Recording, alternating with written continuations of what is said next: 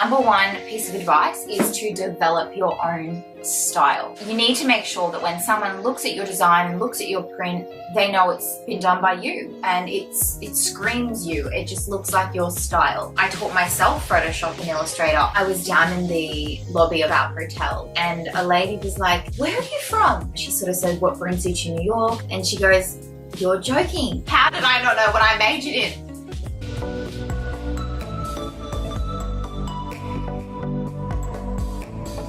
Hi guys, today I thought I would do a quick little video just answering some of the questions that I get on a week-to-week basis about what I do and how I ended up where I did. Victoria asks, what is your current day-to-day job? Basically, day-to-day I design prints and products. I'm looking at seasonal colors, trends, so obviously there's a lot of research that is involved, but for the most part I'm designing on the computer or I'm mocking up pre-existing prints in new products because, you know, they can be reused and rejigged in so many different ways. Where do you gain inspiration from? Who, what are your influences? Well, for fashion prints, obviously VogueRunway.com, I'm always trying to make sure that I'm looking at the most recent runway shows, and I actually have been looking at a lot of industry trend reports lately, especially for colors again. So let me know if you want to know which ones I look at. What advice do you have for an emerging textile designer? Well, number one piece of advice is to develop your own style. You need to make sure that when someone looks at your design and looks at your print, they know it's been done by you and it screams you. It just looks like your style. So if for anyone that's trying to be a textile designer, that's my number one tip. Have your own style, but make sure that you're skilled enough to be able to design the basics, whether that be a ditzy floral, a plaid, a stripe. You know, you need to be able to do it. Doesn't necessarily mean it's got to be your unique style, but I think obviously that's really important. If you could live in any city for work, where would you live and why? I said New York because it's so fast paced and really exciting. When I was there for Premier Vision 2 years ago, I was down in the lobby of our hotel. And it was so cold in January and I was down by the fire just sort of trying to get warm, and I was talking to my mum, I think, and a lady was like, "Where are you from?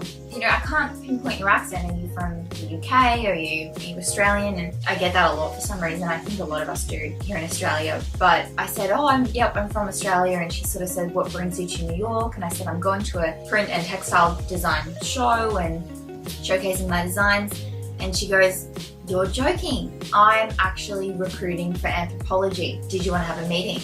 And I sort of said, I can't. I've got to go to the show I'm showcasing because she wanted to meet me the next day and I just wasn't free. But just the fact that it's just such a small world. And also I think everything happens for a reason. There was probably a reason why I met that lady, but who knows what could have happened if I actually did meet with her. What led you to where you currently are now in your career? What challenges did you come across? Trusting my intuition.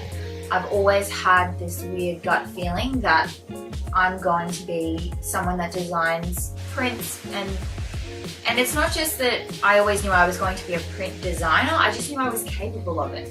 And no matter what happened along the way, I never listened to anyone. Yes, I got my business degree and I stuck it out and I finished that. But more importantly, alongside my business studies, I made sure I never gave up on my designs. And I never for a minute strayed from that. Yes, I never studied textile design because I knew in my heart that that wasn't the right choice for me. I knew that I had to stay with my style and learn along the way how to be commercial, and that's what I did. Okay, so Tiffany asks, I read your blog on digital fabric printing and the interviews you've done where you talk about your design process. I was just wondering if you would like to share more information to me on your design process to manufacturing process. So designs to manufacturing.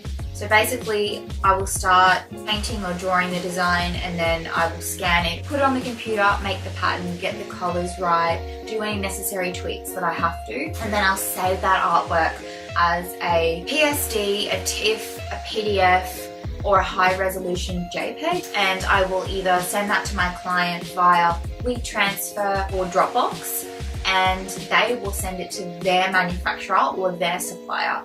I tend to not deal directly with the end manufacturing process. I'm more sort of the facilitation of artwork. And hopefully that's it. That's the end of the process. How did you build up a client base? And I replied, it's something that happens slowly and steadily over many years of sharing my work. A lot of my local market has been established through word of mouth and the occasional social media post. My advice is to share as much quality work as you can. Once you're proud of your work, you can start reaching out to people too.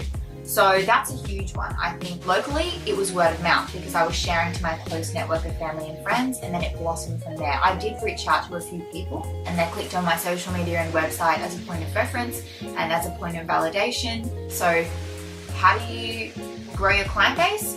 Well, you need to promote yourself a little bit more, and you need to make sure you've got a good solid amount of content so that when you do contact someone, they're referring back to your website or your Instagram and sort of saying, okay, I get a feel for what she's about and I want to work with her. The next question is, hi, I admire your work a lot. Please share some tips for how to start creative freelancing and how has your journey been? For her specifically, I went onto her Instagram profile and it was private. So I said to her, first things first, you've got to make your Instagram public. If you want to keep your personal life private, well then start another account, and don't be afraid to reach out to brands that collaborate with artists.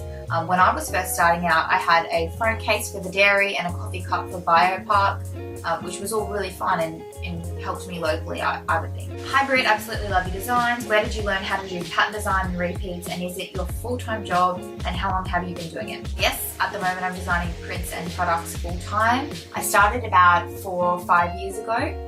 I taught myself Photoshop and Illustrator. I'm pretty good like that. Also though, to be fair, I've actually worked alongside some people that have been extremely helpful and have taught me a lot. And as I said, I studied a business degree at university. I majored in international... Wow, how did I not know what I majored in? I need to cover up part of my name for security reasons. This is my degree.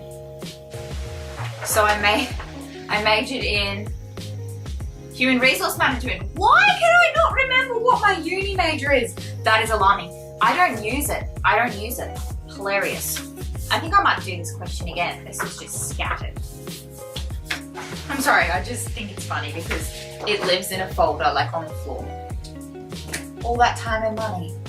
But that's okay, it taught me a lot.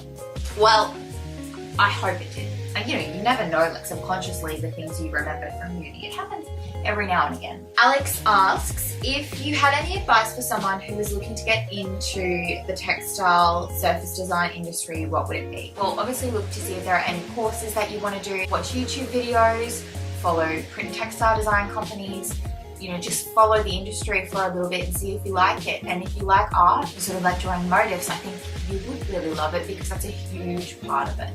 So I really hope that this mini Q&A helped you guys just learn a little bit more about me, where I started from, how long I've been going, what I do from a day to day, and just little things like that.